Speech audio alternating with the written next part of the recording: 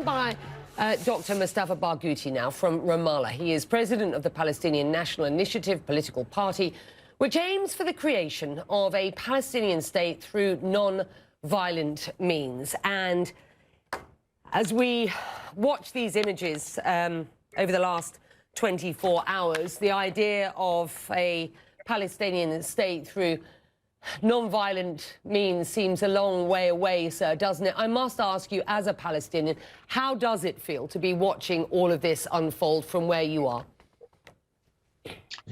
Well, actually, I think on the opposite, the idea of non-violence has proven to be very effective during the last month. And what do you see today is the exception. I mean, for a whole month, Palestinians in Jerusalem, as well as in the whole of the West Bank and Gaza, stuck to nonviolent resistance.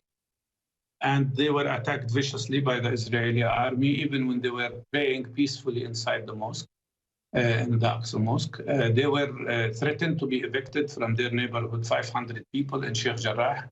They were threatened to be ethnically cleansed, as they were in 1948 before. And yet we stick to nonviolent resistance. And you saw thousands and thousands of young people just using nonviolent methods. But unfortunately, the level of violence from the Israeli army was unprecedented. We had 1,000 injuries so far. And 6 young people have lost their eyes, 4 are in critical conditions. And that's why we were doing only nonviolent protests. Today, 4 people, today and yesterday, 4 other people were also killed in the West Bank. One of them is a 16-year-old child. And also during demonstrations which were nonviolent. But of course, what you see in Gaza now is an exchange of military actions, mainly because Israel did not respect the rights of the Palestinians in Jerusalem and the rights of the Palestinians to pray peacefully during Ramadan time. And that is the result of what we see today. Even yesterday, when Hamas warned Israel that it should not start bombarding and bringing down high-rise buildings, which are civilian buildings, otherwise Hamas would respond with rockets on Tel Aviv, Israel did not listen. And now Hamas and Jihad and all other parties are declaring they are ready for a ceasefire. But Israel is refusing all mediations, and obviously they are preparing for a very dangerous military ground operation in Gaza. Where is the Palestinian leadership in all of this, sir? It has to be asked. It has been described as inept and inefficient at best, and at worst, corrupt. Critics accuse Hamas and the Israelis, both sides, of being opportunistic at this point. Opportunism that could lead to war. Where is the representation for Palestinians? Well, absolutely. You have a good question, Becky, and I agree with you. We should have had elections. Israel declared it will not allow elections in Jerusalem. My opinion was, and our opinion was, that we should proceed with elections in Jerusalem regardless of Israeli decision and make a voting process an act of nonviolent resistance. Unfortunately, the Palestinian leadership decided to postpone or cancel elections. This was a mistake because it affects the democratic legitimacy. However, okay, I'm going to have to stop you here for one moment, because as you and I speak, Mr. Barghouti, we are getting images from Gaza of another multi-story building just collapse after it has been struck from above, an airstrike, of course. So as you and I speak, 2 images now on the screens for our viewers, an enormous plume of black smoke appearing over the skyline of Gaza, and a closer shot of a building completely collapsing. We've just been talking about the risk of further escalation, sir. You know, as I describe these pictures to you, I don't know whether you can actually see a television screen at this point, but these are incredibly concerning. Just what are your thoughts at this point? Well, that is the question. What can justify the Israeli behavior of destroying people's homes? What can justify the fact that hundreds of people now will not have places to live in and stay in? What can justify the continuous bombardment of this little place called Gaza, which is no more than 140 square miles, with 2.1 million people? suffering from Israeli military siege since 15 years, where 80% of the young educated people are unemployed, where poverty is much higher than any other place in the world, where water is contaminated and polluted, where fishermen are prevented from fishing in the sea. What is the justification for this injustice? Israel claims it is defending itself, but it is not defending itself. It's actually pushing the people in the region into a bloodbath. And in my opinion, the real opportunistic person here is Netanyahu, who is trying to use this fight, using the blood of Palestinians and Israelis, to escape the fact that he is threatened with 3 cases of corruption and just to stay in power as prime minister. What's happening is a war crime, and it should not be allowed to continue. Let me say, what we suffer from here is not just attacks on us regularly and periodically. I've been in Gaza in 2008 and 2012 and 2014 when Israel attacked us. Thousands of Palestinians were killed. Thousands of young people were injured. Hundreds of children. Today alone, I mean, up till now, today we have 14 children killed, including a disabled child and his mother, and more than 60 Palestinians killed. What can justify that? There is no justification. And the reality is that this continuous escalation and continuous rounds are happening mainly because Israel continues its illegal military occupation of Palestinian territory since 54 years. And because Israel, as B'Tselem said, which is an Israeli human rights organization, Israel is consolidating a system of apartheid, persecution, and racial discrimination, which are all considered as war crimes by international law. Mr. Barghouti, let's be quite clear as we look at these images coming out of Gaza. We have literally just watched live on our television screens as a multi-story building collapsed in front of our eyes as a result of an airstrike. The building you see now, viewers on your screens, if you are just joining us, had been twinned with another building, which is, as you can see, just gone down. This is in Gaza, where there are more than 2 million people, in an area which is not quite or around about twice the size of DC. That is how small and dense this area is. These strikes are in response, sir, Israel says, to rocket attacks raining on Tel Aviv and elsewhere in Israel over the past 24 hours. As we consider these images that we are watching, we do have to hope, and we have to hope that more people will not be killed. It is clearly a risk that people have been killed, and there is clearly a risk that many, many people will have been injured. Look, Hamas tends to fill the void of an often absent Palestinian leadership, and you and I have just been discussing that. What's the fix here, sir?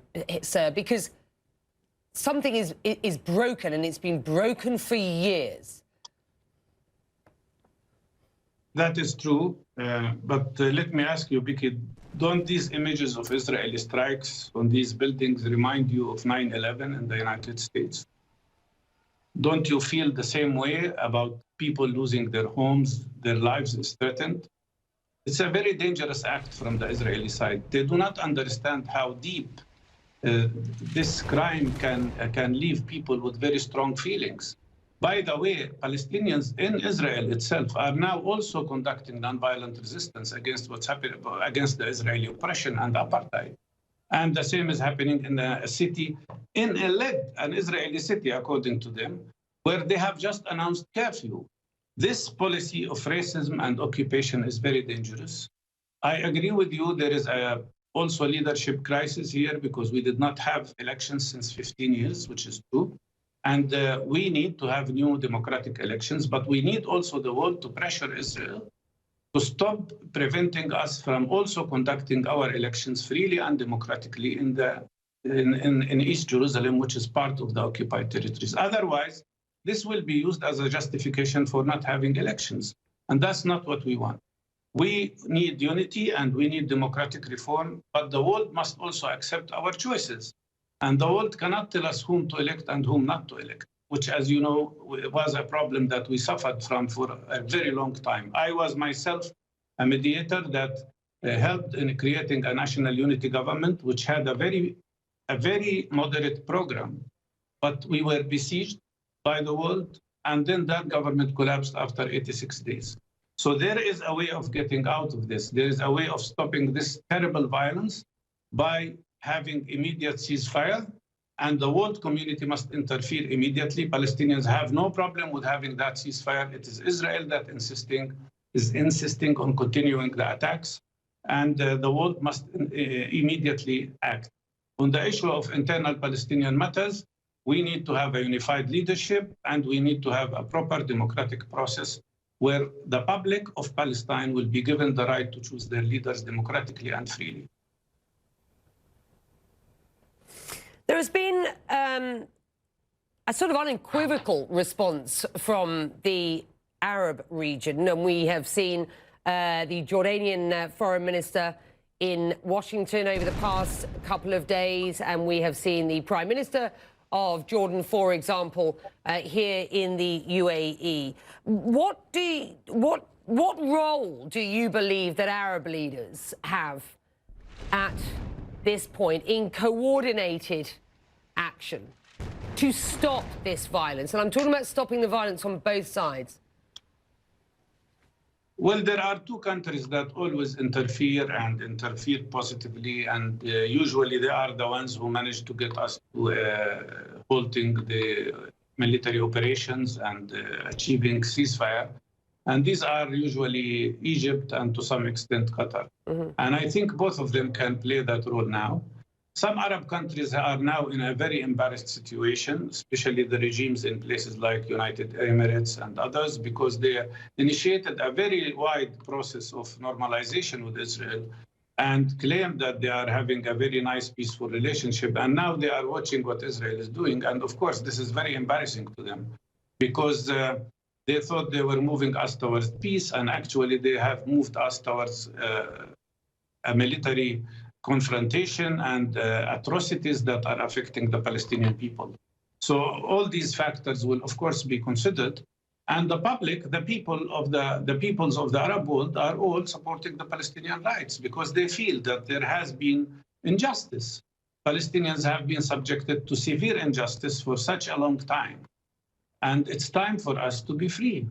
When I was watching the peaceful demonstrations in Jerusalem during the last month, I was really remembering the struggle of Martin Luther King and how he stood up to those who were trying to oppress him, to racists who did not want progress towards democracy and peace. And I thought, this is exactly what we are trying to do here. We want freedom. We want to be equal to other people. We want to live in peace. We want our children to go to schools and have normal education. We want Palestine to be a normal country. And we cannot do that as long as we are occupied. We cannot do that as long as Israeli settlers take away our land. We cannot do it as long as the Israeli government confiscates more than 85% of our water and does not allow us to access our natural resources. There is something wrong with allowing a country to occupy another.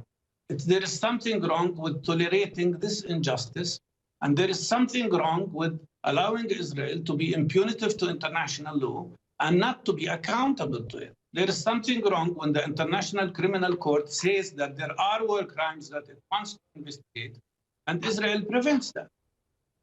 Right. I'm going to take a break at this point because we must. We will continue to monitor what is going on both sides of this Gaza border, of course, and we must be clear as we are reporting many deaths and many injuries in Gaza. So we are also reporting deaths and injuries in Israel. It is, at the end of the day, civilians whose lives are at stake here. We will take a very short break.